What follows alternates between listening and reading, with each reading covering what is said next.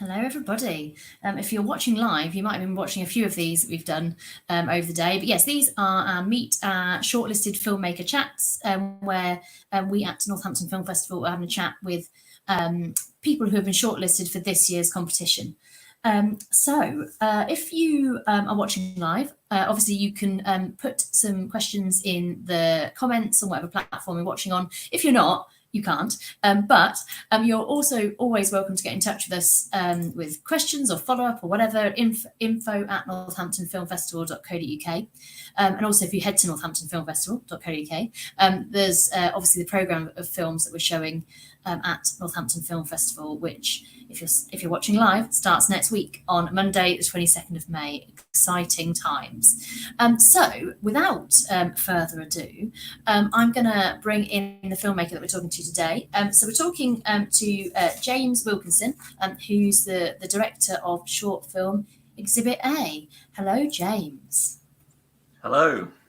How are you doing? Not too bad, thanks. Yourself? Good. Yes, all right, thank you. I've done a lot of talking today, so I'm sorry if I made no sense at all. But that's okay. Same goes for me, I suppose. Well, and so Exhibit A is your short film. It's only 4 minutes, but I feel like there's a lot to chat about. So could you just tell us, for people who don't know anything about Exhibit A, what is it? Well, Exhibit A is a animated short film, a stop motion animation about a alien who accidentally abducts the guard at an art gallery when he's trying to steal some artwork from Earth. And that's it, really. So, yeah, it's 3 to 4 That's minutes.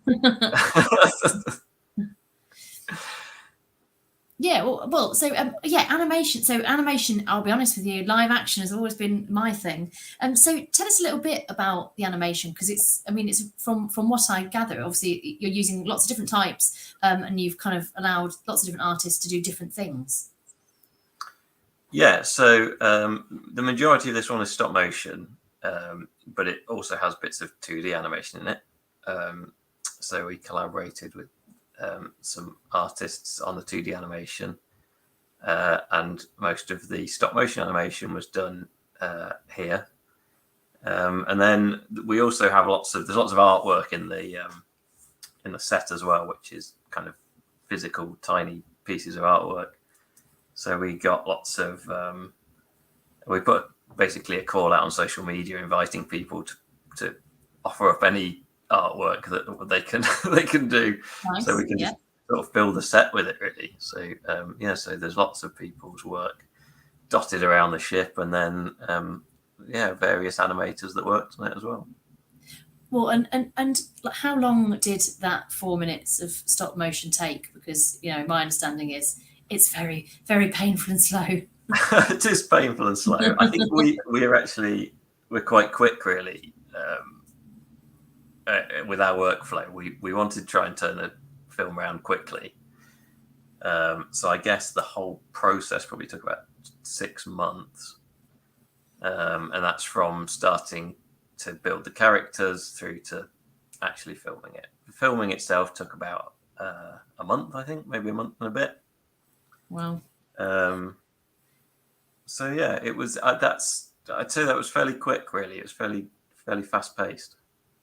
Well, yeah, I suppose, but like I say, compared to like live action, that for 4 minutes, 6 months seems a very long time. But I suppose with that amount of time that passes, was there anything that do you kind of stick to exactly what your plan is, and there's no deviation because there can't be, or actually over that time, do you think of things that you're like, oh, actually, could I adapt that? In the pre-production stage, yeah, you can adapt, you can change things. And you can add characters and things, I suppose, if you wanted to, and change the shots around. But once you've begun shooting, really, you've got to try and stick to the second, because otherwise it takes so much time to do that you're wasting lots of time. So there are bits that were cut from the film, but that was a decision that we made in the edit afterwards, rather than something that we made. Decision that was made beforehand. And does that really No, Sorry. yeah, no. So does that really hurt though when you have to cut some bits in the edit that that was potentially like a whole week's worth of work? I think you just become numb to it, really. after you've watched it that many times, you think, you just want to. You don't get precious about it at all. So, or I don't Fair anyway. enough. Well, and so how did this particular film come about? I can't remember where the original idea came from. I had a few ideas floating around for short films after this was about 5 years after the previous short film I did, I guess. And then I met the producer on the film, Barbara, at a BFI networking Zoom call thing that was happening during COVID. And I think maybe we were the only two people on there interested in animation. So we kind of connected and started talking about working together on a project. And I said, I've got this script that I've been working on, and we kind of floated it about for a bit. We put one application in for BFI Short Film Fund, and it was initially turned down. So then we went back to the script and rewrote quite a lot of it and resubmitted it about 6 months later and were accepted. So so that's how we got going on it. Great. Well, yeah, nice. Yeah, nice to know that. I think sometimes people feel like they put a film in, it gets rejected.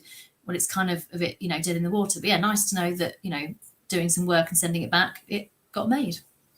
Yeah, I think as long as there are quite big changes to it, which we changed one of the characters completely. So as long as there are big obvious changes, they're quite happy to have a look at projects a second time.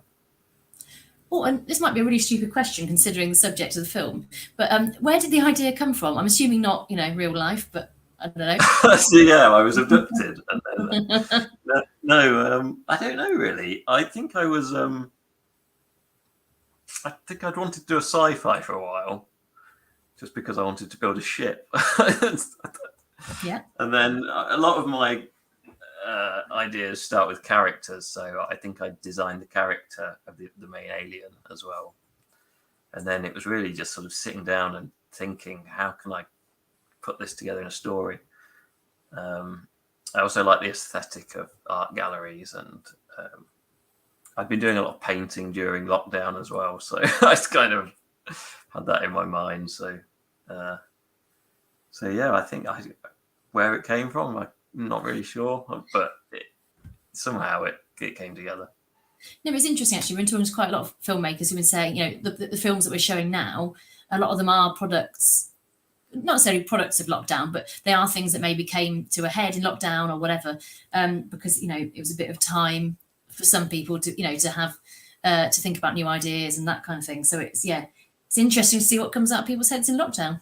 Yeah, definitely. We were busier than ever really during lockdown, because animation was obviously one thing that was able to carry on. So didn't feel like we had a lot of time to sort of kick ideas around, but I'd been determined to do this, to get another, because the gap between my last two films was so long that I was determined to get this one started. So. Yeah, fair enough. Well, and tell us a little bit about your background. Like how did you come to be creating spaceships and stuff for as a filmmaker?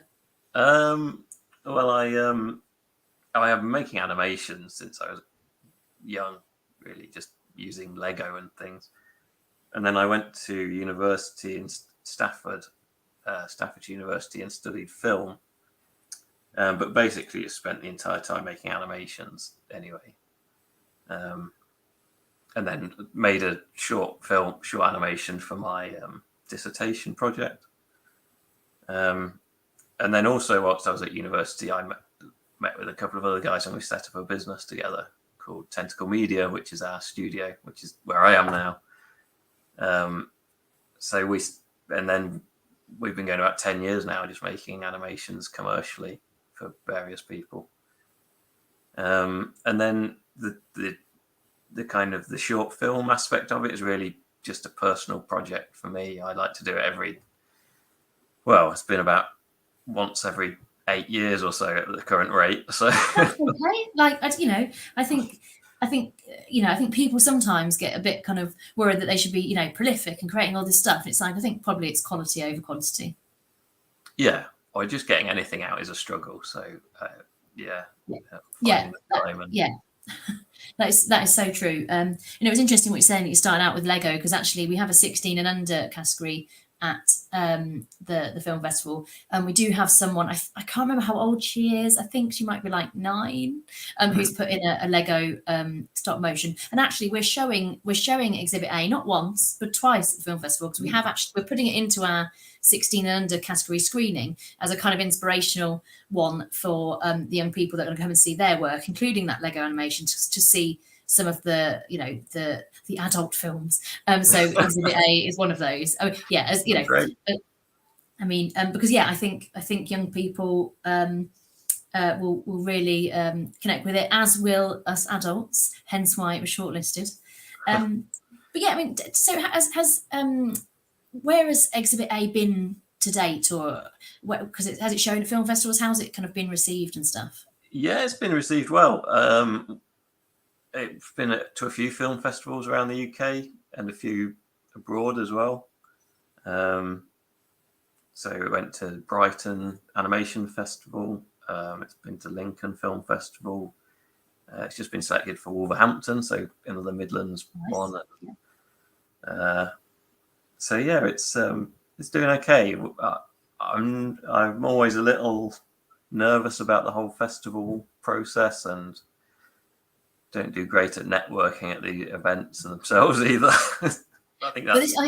This is the joy of getting a film in. I think actually, because yes, I mean I hate networking and stuff, but if you have a film in, or you're a volunteer at a film festival or whatever, I probably organise film events just because that makes it a lot easier for me to go and talk to people, because I've organised it, so I can go and talk to everybody. And if you've got a film in, it gives you an excuse to go to people, or then will come to you to go, oh, actually, I love that film. How on earth did you do it?